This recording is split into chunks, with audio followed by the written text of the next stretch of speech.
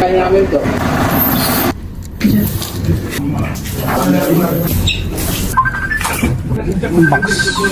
Nakita mo na ba yung video na to? Grabe, mga ka-aesthetic, ang daming nabibiktima ng pekeng skincare creams ngayon.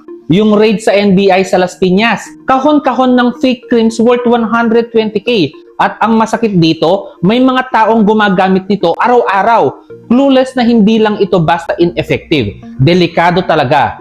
Ang point dito, ang counterfeit skincare hindi dumaan sa safety testing. Una, pwedeng may hydroquinone or steroids na sobra-sobra kaya nagdudulot ng pamumula, burning at skin thinning.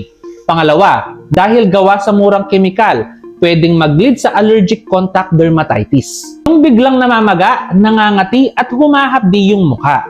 Pangatlo, marami sa mga fake products may lead at mercury contamination which can cause hormonal issues, kidney damage at permanent discoloration.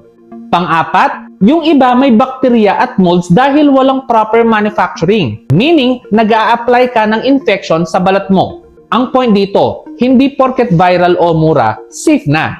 Yung beauty mo hindi dapat sinusugal sa pekeng produkto. Ikaw, handa ka bang ilagay sa panganib ang balat mo o pipiliin mo maging mas maingat sa ginagamit mo?